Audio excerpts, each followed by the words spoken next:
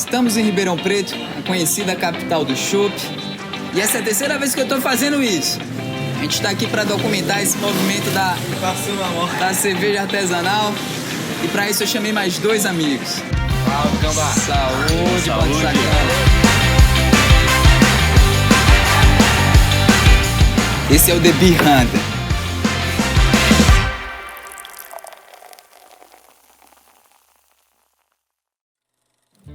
Hoje é dia 28 de março de 2025 e estamos apresentando a vocês o quarto episódio do The Beer Hunter. Hoje, no Vila Dionísio, mediante a presença do Zanin. Zanin, obrigado por ter aceitado o nosso convite, meu amigo. Maior prazer, Ethan. Muito Agradeço bom. demais.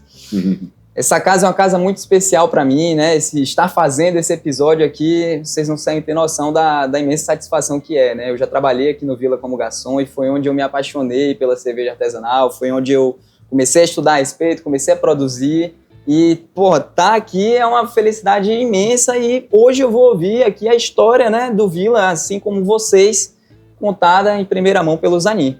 Então, mais uma vez, meu amigo, obrigado, tá? Opa, eu que agradeço. É sempre importante, né, participar e contribuir, né, e receber todos os interessados aqui em cerveja, né? A gente gosta muito de cerveja, né? Então, a história da cerveja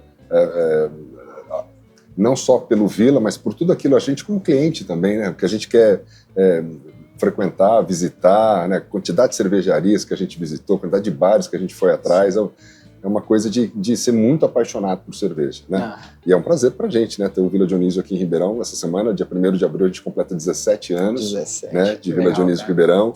Rio Preto completa 21 anos de Vila Dionísio, né? As duas casas fundadas com a mesma proposta de ser um pub cervejeiro, né, que toca rock, pop rock, blues, né, e seguimos firmes, né, e com o mesmo objetivo de proporcionar isso para os outros amantes de cerveja também. Pô, com certeza todo mundo aqui fica deslumbrado quando vem nesse lugar. Zanin, antes de mais nada, cara, com qual cerveja a gente vai harmonizar essa nossa conversa? Olha, eu acabei pegando duas cervejas aqui, né, você tá aí com a nossa Munich Oktoberfest, né, que é a nossa cerveja mais premiada nos últimos anos, né, cara? Ela é uma cerveja com medalha de ouro no Brazilian Beer Awards, 2 medalhas de prata no CBC em Blumenau. Então, é uma cerveja que a gente tem um carinho muito grande por ela e é a cerveja mais consumida no Vila. Né? É a cerveja eu lembro bem disso, eu lembro mais muito. pedida pelos clientes, é uma coisa impressionante, né? E eu tô aqui com a nossa Czech Lager, ou Bohemian Pilsner, né? Tá certo. A gente colocou o nome dela primeiro de Czech, depois os clientes naturalmente chamaram de Tcheca, né? Claro, com certeza. Da República Tcheca, né? Que é uma Pilsen um pouquinho mais amarga, né? Um pouquinho mais aromática por conta, né, dos lúpulos que ela carrega. Vamos colocar assim. Perfeito. Podemos fazer um brinde aí? Com certeza. Saúde e sucesso pra gente, meu irmão.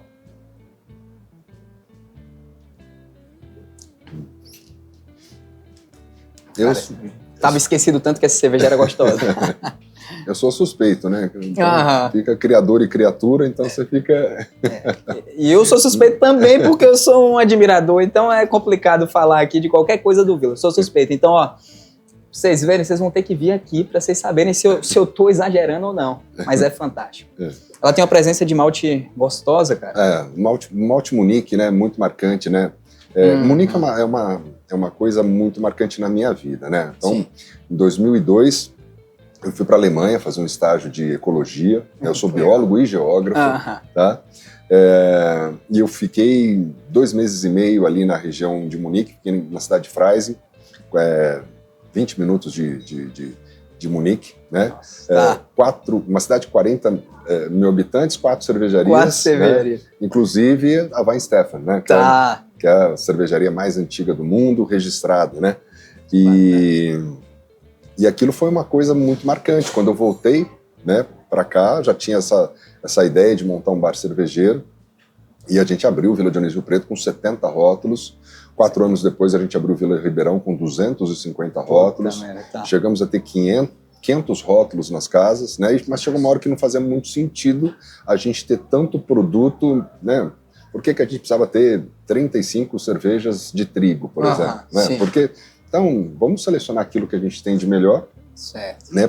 E também porque vamos lembrar que cerveja é um produto perecível, é importante lembrar. Algumas cervejas são de guarda, algumas cervejas elas ficam melhores com o tempo, mas a grande maioria das cervejas, quanto mais frescas, melhores, né? Então isso é uma coisa que a gente passou a ver e falou, não, vamos começar a voltar para aqueles 200 rótulos.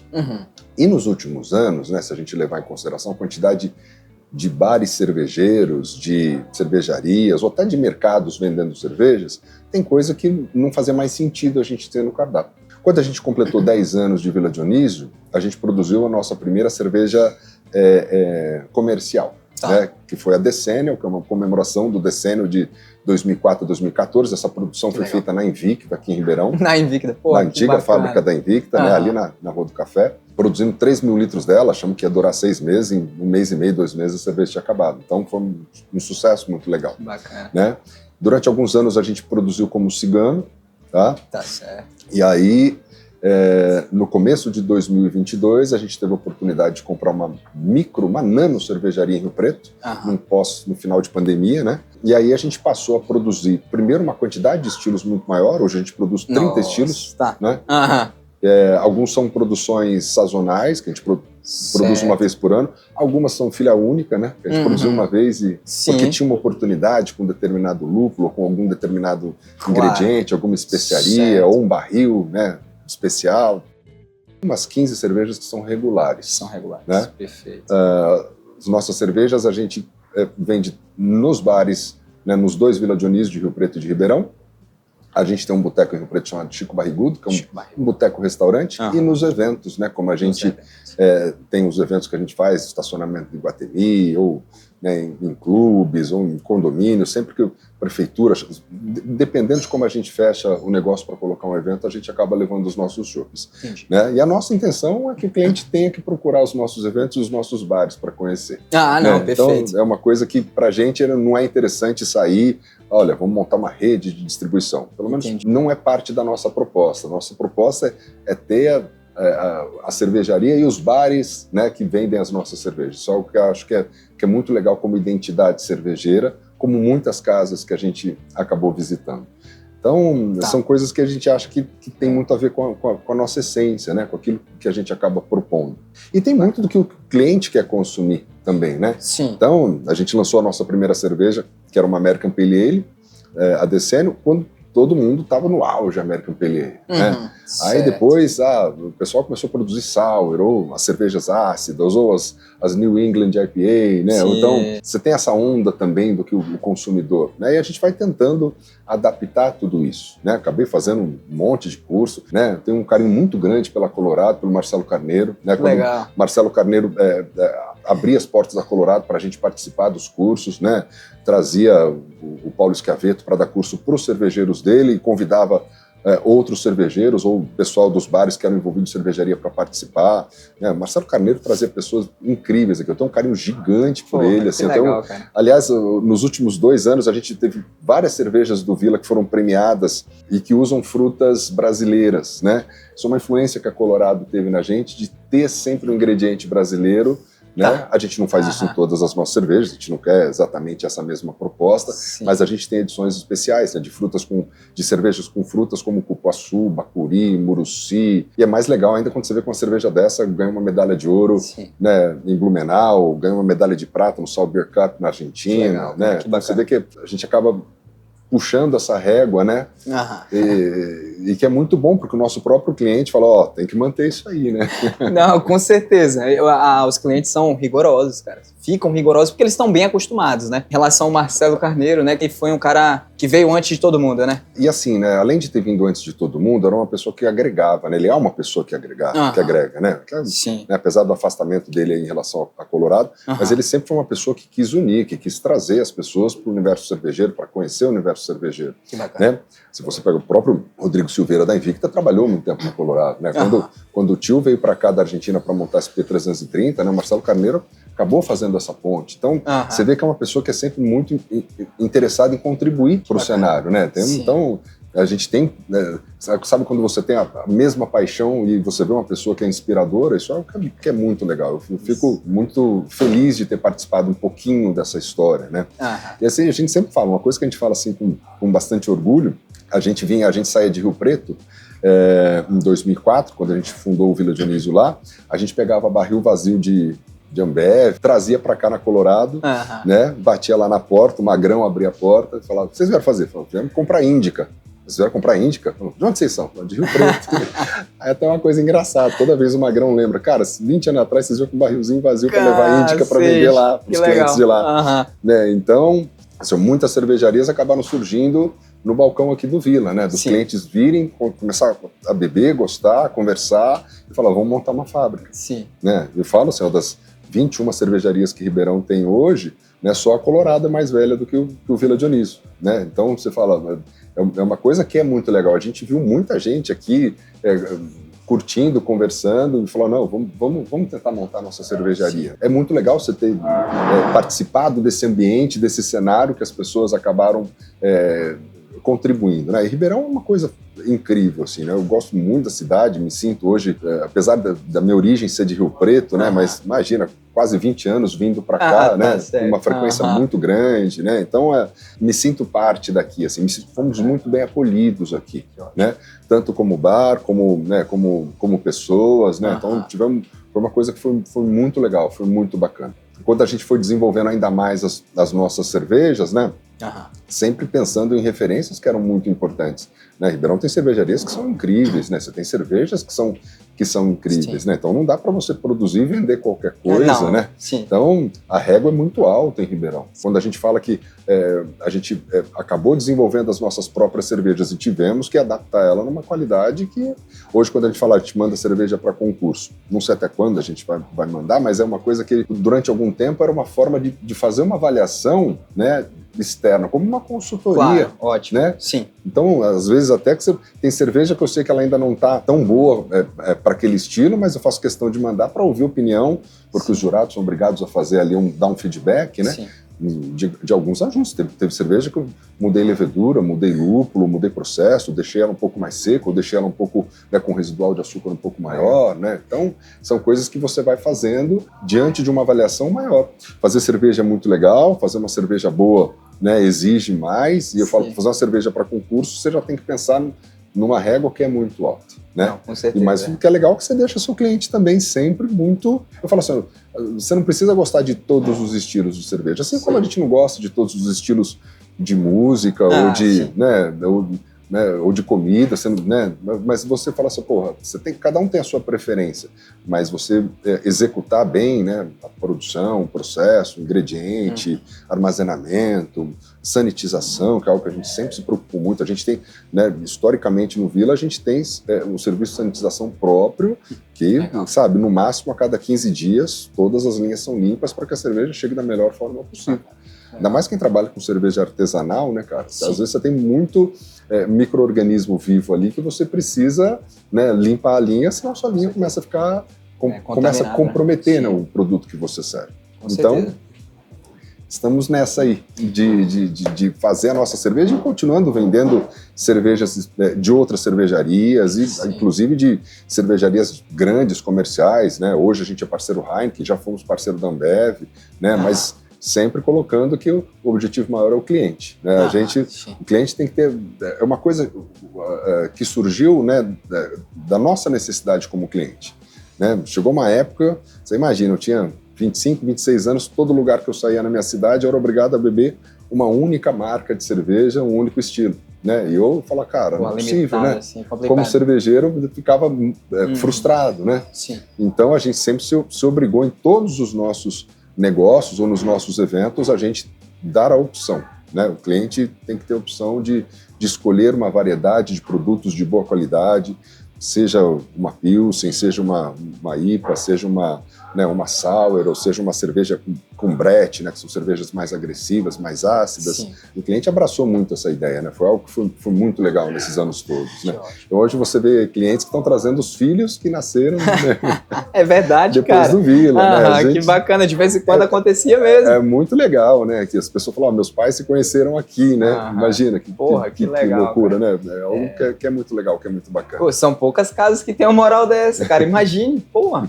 Ô, Zanin, deixa eu te falar um negócio. Tu também atua, então, na parte da produção ou no desenvolvimento das receitas? Isso. Como que você tá, assim, hoje? Eu acabei, assim, eu gosto muito de cozinhar, né? Sim. Então é minha terapia, assim, né? Então na minha casa é uma briga, não é pra ver quem não cozinha, é pra ver quem cozinha. Minha tá esposa certo. também gosta muito disso. E fazer cerveja, né, cara? É cozinhar com carinho, pensando no objetivo que você tem da sua bebida final. Eu acabei fazendo um monte de curso de cervejeiro. Volta e meia, quando alguma cervejaria lança um curso, né? Esses dias eu estava na Coisa Linda, lá perto de Palhoça, lá em Santa Catarina, porque o Diego deu um curso lá de cervejas selvagens, 2 dias enfornado lá. Eu falei, vamos para lá. Caramba, que legal, cara. Porque você quer ver também como é que o outro faz. Não Sim. que você vai exatamente copiar todos os processos, mas você vê coisas importantes em estilos diferentes, né? Um pouco antes da pandemia, em 2019, comecinho de 2020, o Beto da Trilha, o Beto Tempel, lançou uma série de cursos ali. Eu fui lá fazer 4 cursos lá na Trilha. Então, onde aparece, eu vou. Você não gosta de gastar um tempo para estudar uma coisinha sobre cerveja, cara? Olha o cara aqui, ó. Quanto tempo que esse cara tem já envolvido em tudo isso e até hoje o cara estuda pra porra. Tem que estudar, não tem jeito, né? Com certeza. Por mais que você veja muitos vídeos e faça cursos online, estar numa fábrica é diferente, conhecer processos presencialmente é diferente. Então, lembrando que também, né, tem coisa que no online, às vezes a pessoa que está dando o curso não se sente à vontade de falar tudo. Detalhe, tem coisas que vai ficar registrado ali, ele não quer falar alguma coisa, fica ali. E no presencial você consegue tirar mais dúvidas, você consegue acompanhar melhor tudo isso, fazer perguntas mais específicas, né? Então, isso é algo que é muito legal. O primeiro curso de cerveja artesanal que eu fiz foi no Cervejário aqui da Colorado, em 2008. A gente tinha acabado de abrir o Vila de Ribeirão e o Marcelo trouxe o Leonardo Boto. Ah, o Leonardo Boto, cara. O João fez curso contigo, Léo. No primeiro episódio, o Leonardo Boto foi mencionado como uma referência nessa área. O Boto deu muito curso de cervejeiro, de paneleiro mesmo, né, cara? Uma coisa... Eu lembro que eu vim fazer esse curso aqui, e eu não botei muita fé, né? Eu falei, vou fazer esse curso nessa panela, ficamos o dia inteiro lá, e pra cerveja ficar pronta umas 3, 4 semanas depois, né? Tá. No dia que eu lembro que foi uma Oatmeal Stout, inclusive, né? Uma Stout com aveia. Tá. Cara, na hora que eu tomei a cerveja, eu falei, mentira que foi aquela que a gente fez. Ficou boa demais a cerveja, né? Aí a gente começou a fazer. No começo a gente fazia cerveja nas cozinhas dos vilas, para brigada, para garçom e barman entender processo. Que legal. Tá? Então, por que nós vamos colocar esse malte? Por que a gente vai colocar esse lúpulo? Sim. Que hora que a gente vai colocar isso e aquilo? Né? E no final, a gente sempre tinha um barril ali que a gente ia tomar em algum evento nosso ou no final de noite, depois que a casa estava fechada. Então, a gente fazia muito isso, fizemos muito dessa forma como treinamento. Sim. E ali a gente foi adquirindo práticas também, né? Então, como o Boto diz, se você tiver uma preocupação em processo, seguir as regras, as rampas, né, e ser cuidadoso com sanitização, é muito difícil uma cerveja dar errado. Sim. A não ser que você já partiu de uma receita completamente, né, sem sentido para aquilo. Claro. Né? Mas se você entender, olha, para onde que eu vou quando eu quero uma IPA, para onde que eu vou na hora que eu quero uma Stout, para onde que eu vou na hora que eu quero uma Pilsen. Então, ali no desenho da receita, você já consegue determinar o que você quer. Sim. Quando a gente pega uma cerveja dessa como a Munique, que eu coloco um pouquinho de malte Munique para trazer esse maltado nela, que é um perfil marcante, né? O objetivo é justamente esse, né? Que o malte seja um destaque ali, né? Junto com uma cerveja que é um pouco mais lupulada do que as pilsens tradicionais. Né? Então, quando você pega uma pilsen tradicional dessas comerciais que tem de 8 a 12, no máximo 14 IBU, uma cerveja dessa que tem 22 IBU, o Oktober, quando a gente falava para os clientes, falou assim, o cliente que às vezes nunca tomou, eu falava só, pensa que é um pilsen um pouco mais forte, com mais personalidade, né? Seja no malte, seja no lúpulo, né? Então, acaba ficando muito marcante.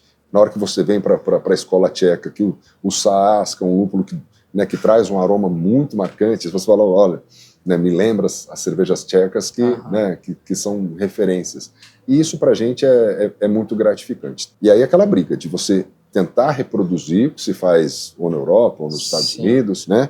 Mas também ter cervejas, ter rótulos que você faz com a sua identidade, com a identidade brasileira, de você tentar pegar... A assinatura brasileira da... Tem esse projeto Manipoeira, né, que é um projeto que é para utilizar o caldo da mandioca como fonte de micro-organismo para o processo de fermentação, né? É um projeto relativamente recente, né? A gente está participando junto com outras cervejarias, mas ainda não conseguimos encaixar a nossa produção no mesmo tempo que eles. Quando a gente encaixou, a gente teve um problema de barril, falar, não, vamos começar de novo. E aí agora essa cerveja nossa Manipueira ganhou medalha de bronze como cerveja selvagem, né? No Festival da Cerveja. Então isso é, que legal, você fala, você sair de um processo e falar, não, tem que acertar. Enquanto não acertar, não pode ir para o público, né? Isso é algo que também é muito legal. Misturar essa brasilidade ao mesmo tempo que você copia alguns estilos aí de outras regiões. Dentro disso aí que tu foi falando, né? Eu acho que é uma coisa importante, né, pro cervejeiro. E eu acho que é importante também até pro cara que é apreciador de cerveja. Né? O cara não faz, mas ele bebe. Dar uma lida nos guias de estilo, cara. Pega o BJCP, joga lá, IPA, BJCP, Weiss, BJCP. E aí lá vai ter todo um descritivo do que é que você tem do que é que você espera, né, do estilo. Ele traz até sugestões, né, de composição de malte, de lupulagens. Você tem que ter pelo menos essa referência, né? Sim. Desde quanto que o malte é protagonista ou não, quanto que a levedura é protagonista ou não, quanto que o lúpulo tem que aparecer mais ou menos. Sim. Tem cerveja que o lúpulo tem que ser, né, discretíssimo, né? Sim. Você vai pegar uma Weissbier, uma cerveja de trigo, o lúpulo ali, ele é coadjuvante total, assim, né? Quanto menos ele aparecer, melhor. A levedura é muito protagonista, e o trigo para trazer, né, aquela cremosidade, aquela turbidez, né, aquela coisa marcante do trigo.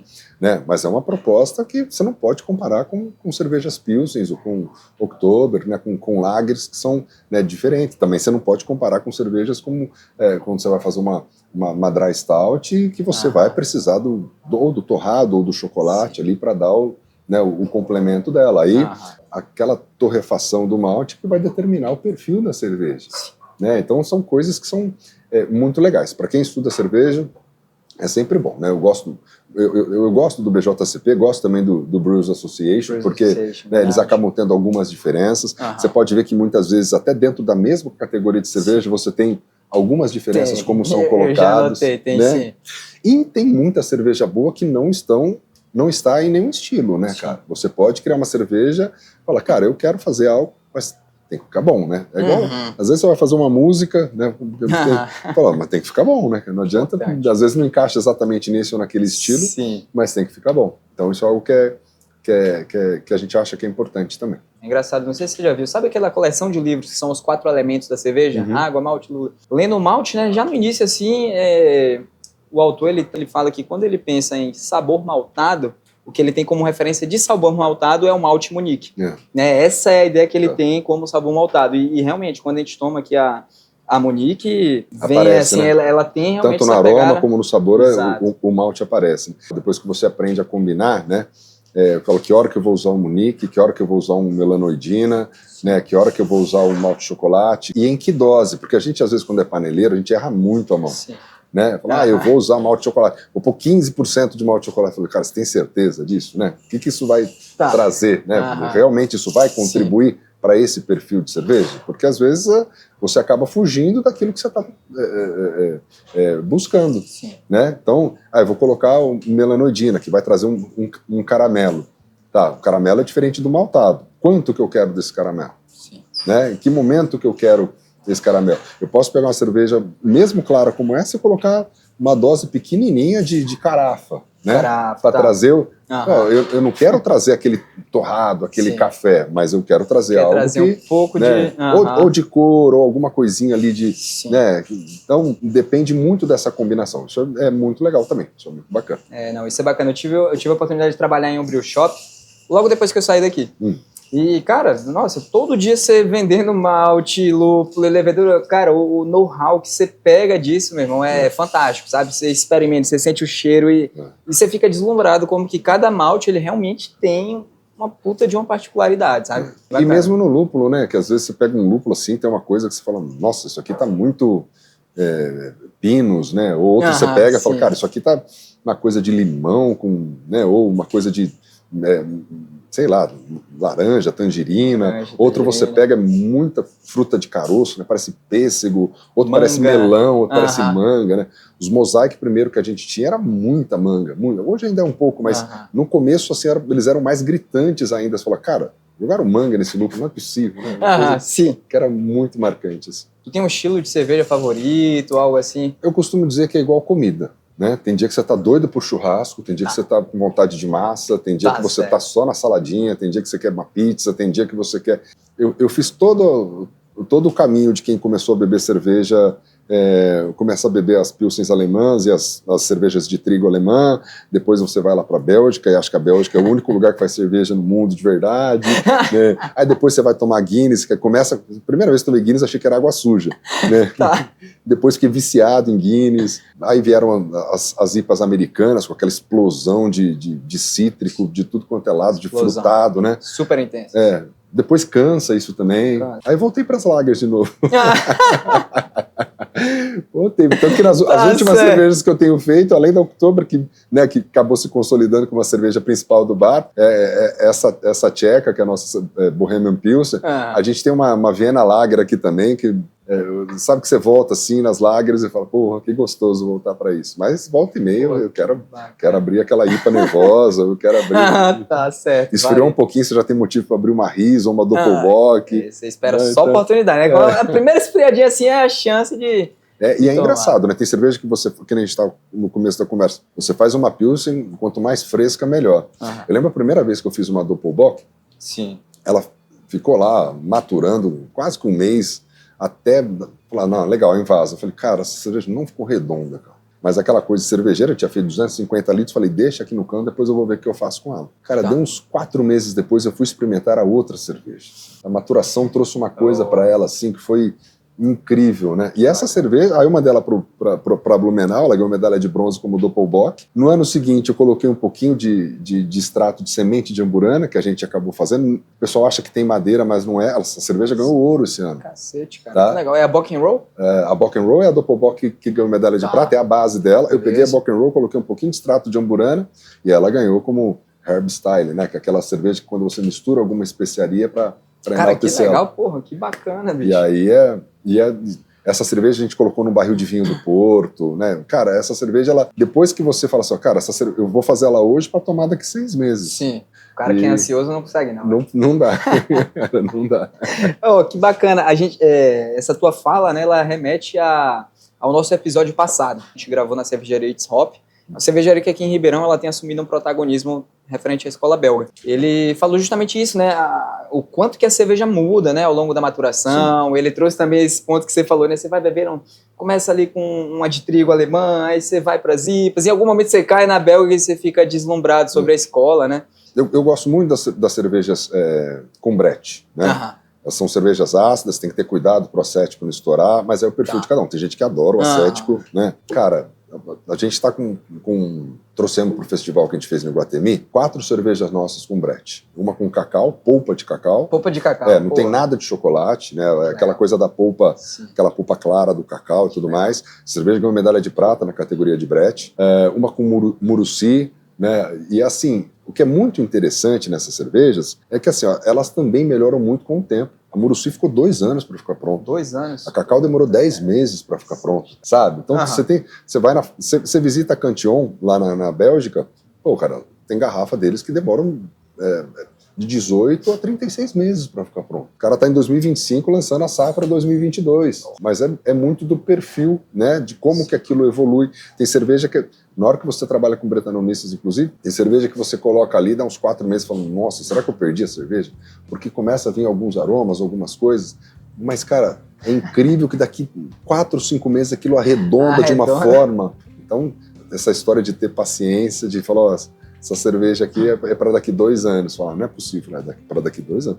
Acabei de fazer uma agora que eu coloquei 500 litros lá, falar só, essa daqui é para 2027. Fala, não é possível, não, é para 2027. Tá certo, é o planejamento, né? Você tem que estar pensando já.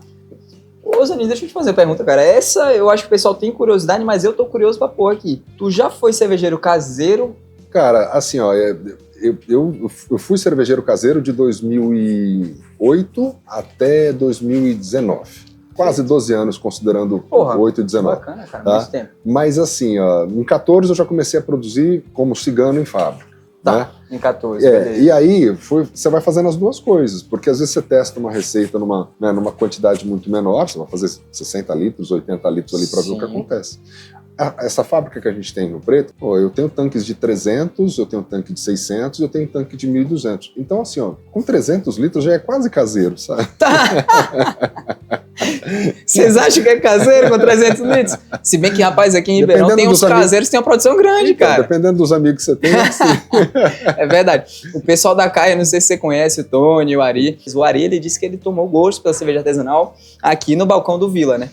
E ele e o Tony começaram a fazer caseiramente, aí foi escalando, rapaz, quando olha, os caras estavam com a produção de quase 400 litros por mês caseiro, cara. Aí, né? Isso é bastante. É bastante. Hoje, como caseiro, é muita coisa. Assim, ó, nós somos em 4 sócios aqui no Vila, né? A gente fala que a gente não é dono, a gente é curador, a gente fica cuidando. Tá. O Vila tem alma própria. É impressionante como esse bar tem alma própria, como os clientes abraçam ele, como as pessoas se envolvem com ele, seja pela música, seja pela cerveja, seja pelo ambiente, seja pela forma como as pessoas se encontram aqui, fazem amizades ou paqueras, namoros e tudo mais, né? A gente fala que a gente só administra para dar certo para todo mundo. O Dionísio, ele tá aqui, entendeu? É por isso, né? A vida própria é o Dionísio que tá aqui. Exatamente. Então, até hoje, tu tá realmente na cozinha de braçagem, metendo a mão na massa lá, cara. Cara, assim, ó, eu fico um pouco menos hoje, por exemplo, hoje a gente tem um auxiliar de produção que, na verdade, se transformou no cervejeiro da fábrica. Ele não faz a receita, ele não... Mas ele toca a fábrica. Mas ele toca a fábrica, né? Então, quando eu posso estar presente, eu tô. Quando eu não tô com um monte de evento, como a gente teve essas últimas 2, 3 semanas, e ele vai tocando lá, né? Tem, legal. Tem todas as receitas, tem todas as rampas, os processos, todos os ingredientes que a gente tem que colocar, acompanho, né? Mas, geralmente, eu passo lá para avaliar, falar, pode invasar, agora tá pronta, né? Então, legal, é uma coisa que... para a gente falar, não, tá tudo certo, tá dando padrão, podemos mandar. A gente tem você falar do espírito de caseiro, né? Acabei de braçar semana passada uma Heller Bock, uma Bock mais clara, né? Tá. Com 6,5 de... tô fazendo essa cerveja agora no final de março para tomar ela em julho, agosto, né? Então, aquela coisa do espírito cervejeiro ainda. Então, uma Heller Bock eu nunca tinha feito. Eu comecei a ler, fui para lá, para cá, tomei uma lá na Frauenfeld, em Curitiba, que eu achei absurda, assim, fantástico. Falei, puta que pariu, que vontade de fazer uma cerveja como essa. Sabe aquela coisa que você fala, que vontade de fazer isso, né? Então, espero que fique boa, vamos ver. Eu não duvido não, do jeito que é o padrão daqui. Cara, e que legal, Zaninho, porque assim, conversando contigo, tá me dando uma sensação assim de, cara, que... Porque assim, bicho, eu acho que é inspirador ver uma pessoa que tá há tanto tempo assim, né, já na estrada, e a pessoa continua nessa pegada de estudar, de se esforçar. Tipo assim, eu fico pensando, cara, eu tenho que chegar em casa e devorar uns livros, começar a fazer uns estilos que eu nunca fiz ainda, entendeu? E eu produzo, né, eu dou cursos, e enfim, mas eu sinto que eu ainda tô um pouco limitado, eu acho que eu não explorei ainda. Mas não tem uma coisa que não tem jeito, Ítalo, é a estrada. Estrada, né? É o tempo. É a estrada. Assim, tem coisa... Eu lembro, por exemplo, quando a gente abriu o Vila de Rio Preto, e a gente tinha o Garden e Blanche de Bruxelles. Eram 2 cervejas Witbier. E o Xavier, que tinha vendido a cerveja pra gente na época, que era o fornecedor delas, ele falava assim, são cervejas muito marcantes, com aroma de semente de coentro e casca de laranja. Cara, eu abri aquilo, vinha toda aquela intensidade, mas... eu não tinha olfato suficiente para identificar as duas coisas, né? Sim. E eu lembro que, sei lá, uns 3, 4 meses depois, na hora que eu senti, né, a casca de laranja, na hora que eu senti a semente de coentro, né, porque você tem um ingrediente que você pega, você tem que sentir. Você pega a semente de coentro, amassa ele na sua casa, cheira ele, né? Não tem nada a ver com coentro folha, né? Ele é cítrico, ele é, né? Então você fala, e na hora que você sente isso na cerveja, né? Então você fala, cara, a estrada é muito importante, essa quilometragem cervejeira. Assim como é o pessoal do vinho, assim como é o pessoal do café, assim como é o pessoal do chocolate de verdade, né? Então você fala assim, cara, aquilo de você... fala, pô, isso aqui tem uma coisa que é muito marcante e na dose certa. Né? Olha que curioso. Essa cerveja que eu falei para você que a gente ganhou medalha de ouro agora, né, com semente de amburana, o ano passado a gente tinha ganhado bronze. Cara, e para mim ela estava muito boa. Ela já estava muito boa, né? Estava muito boa, ganhou medalha e tal. Mas teve uma coisa que foi muito curiosa. Com o passar do ano, tomando ela, eu falei assim, cara, eu acho que a amburana está muito forte. Eu tirei 20% do extrato. E aí a avaliação dela explodiu, teve nota 97, foi medalha de ouro. 97, então, às vezes você fala assim, cara, às vezes, né, para quem é mais leigo, às vezes você quer uma coisa que está mais forte, né? Mas, cara, para quem já é mais, né, até porque uma cerveja de 8% de álcool com especiaria, você não vai tomar 0, né? Então, na hora que ela chega no 7, 8 graus, você pode até servir a 0, porque em Rio Preto e Ribeirão, rapidamente ela chega na temperatura, né? Mas é na hora que você vê aquilo, os aromas ficam, né, volatilizam muito mais, né? Eles aparecem muito mais. Você fala, agora ela está mais equilibrada, ela realmente ficou, sabe, com uma personalidade mais harmônica, assim, né? Então ficou mais legal, ficou mais bonito. Pô, que bacana, assim. Acho que a quantidade de horoscópio, né, a estrada que você já tem, tudo isso, acho que facilita esse processo de entender, né, como ajustar a receita. Mas tem que estudar mesmo, né? Tem que ler, tem que ver vídeo, tem que visitar lugares, né? A gente visitou. Eu lembro que essa última vez que a gente contou, estava em 260 cervejarias. É uma loucura isso, cara. Cara, a gente Fala pra gente nos comentários quantas cervejarias você já visitou. Saía de Rio Preto, vinha para Ribeirão, visitava tudo que podia visitar. Saía daqui, passava ou em Campinas, ou em Sorocaba, Votorantim, falava, vamos visitar. Vai para São Paulo, visita todos os brewpubs, né? Você vai conversando com todo mundo para ver, né? Você quer entender. Você vai para Santa Catarina, então, tem 200 cervejarias lá. Cara, a gente foi na Bélgica visitar, fomos 2 vezes pra Bélgica, né? Os 4, Zanin? Os 4, pô, tá certo. Eu não falei com vocês, né? Mas assim, o Zanin é proprietário, mas ele tem mais outros 3 sócios, né? O Ronaldo, o Weber e o Rogério, conhecido também como Dogão. Então, pô, fomos visitar La Trappe, sabe? Assim, ó, fomos porque na época não tinha La Trappe no Brasil ainda. A gente teve muita sorte nessa história. Saindo da Alemanha em direção à Bélgica, o Marcelo Stein, da Beervine, ligou pra gente, mandou um e-mail pra gente, falou assim, ó, vocês estão indo pra Bélgica, vocês podem passar ali na Holanda, em Tilburg, para visitar a La Trappe, uma cervejaria trapista nova, na época era nova. E aí fizemos uma visita, entramos. Cara, pra você entrar no mosteiro trapista é uma coisa muito difícil. Imagina essa experiência, meu. Essa experiência foi sensacional. E aí dali saímos, fomos visitar Duvel, fomos visitar Deus, fomos visitar a La Chauffe. Então, são coisas que cada vez que a gente ia, visitava 15, 20 cervejarias diferentes. Isso... merda, cara. Que fantástico isso, bicho. É muito legal. É uma coisa que é muito legal, assim, que a gente tenta, de alguma forma, né, entender o que é que se faz num lugar que pode ser bom pra gente, né? Então, é uma coisa que é muito... que não fica só com a gente, né? Então, desde as pessoas que trabalham com a gente, na cervejaria, por exemplo, às vezes a gente fala, vou fazer esse processo. Não, cara, isso aqui é feito nesse lugar, naquele lugar, funciona direito, né? Na hora que a gente vê, fala, pô, que legal, né? Ou por que a gente vai trazer algumas coisas que a gente acha que é importante para o cliente. Tem produto que a gente traz que a gente sabe que não é para a maioria, né? Não é uma coisa mainstream, assim, é uma coisa, né, que fala assim, olha, isso aqui é uma particularidade, essa cerveja aqui mas a gente acha que é relevante aquilo, né? A gente tem orgulho de participar daquilo. Bacana. Então são coisas que são muito bacanas, assim. Ô Zanin, só uma curiosidade, é verdade ou é lenda que quando o belga ele passa pela fábrica da Duvel, ele realmente faz silêncio?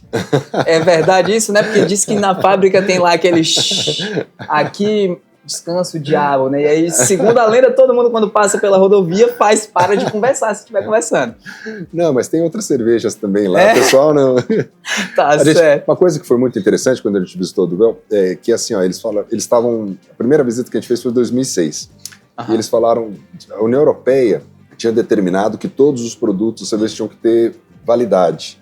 E eles estavam muito chateados, porque ele falou, a Duvel é uma cerveja fresca, ela é uma cerveja com 5, 6 anos, ela é uma outra cerveja com 12, 15 anos. Ele falou assim, então não vou poder mais vender. Então eu falei assim, não, tinha que colocar lá uma validade de 3, 4 anos, dependendo do perfil da cerveja, mas eles estavam chateados que na cabeça deles, né, poxa, uma tradição de séculos, né? Então, assim, é uma coisa que a gente não queria ter perdido. Cara, sim, mas faz sentido, né?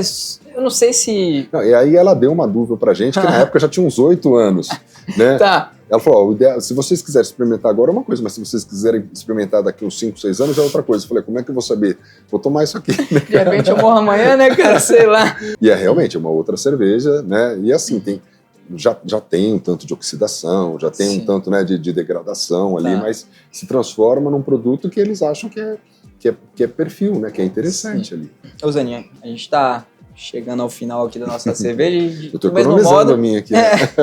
Do mesmo modo, estamos chegando próximo ao fim do nosso episódio, né? A gente tem alguma novidade do Vila, alguma perspectiva de pintar algo novo, nem que seja uma cerveja nova? Olha, a gente sempre, assim, de novo, né? A gente sempre se enxerga como cliente querendo tomar coisas novas. A gente pensa tanto em coisas comerciais como do tipo, será que, né, muitos clientes pedem para a gente fazer uma hop lager, por exemplo. Sim. Fugir um pouquinho da IPA, mas, né, uma pilsen bem lupulada, sim, bem aromática, né? São coisas que a gente tem caminhado para isso, né? A gente acabou de lançar uma triple nossa que estava no festival agora também. A gente quer lançar essa Hellerbock no decorrer do ano. Tem uma Ris Chocolate que a gente está preparando ela para daqui 4, 5 meses. Ris Chocolate, que legal, cara. Então são coisas que a gente sempre tenta agregar, sempre tenta fazer. E as cervejas que a gente tem feito com frutas, tanto como fruit beer, ou como cervejas com brete, né? Eu acho que assim, para quem é cervejeiro mais andado, né? Se você for mais novo e quiser tomar uma brete, você vai ficar meio que decepcionado.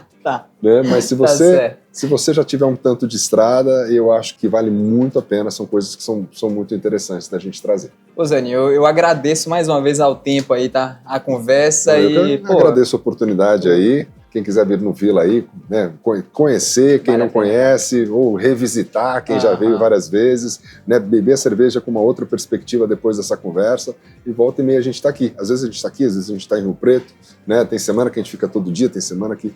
Mas vem para cá que vai encontrar bastante cerveja boa. Com certeza, que é fantástico.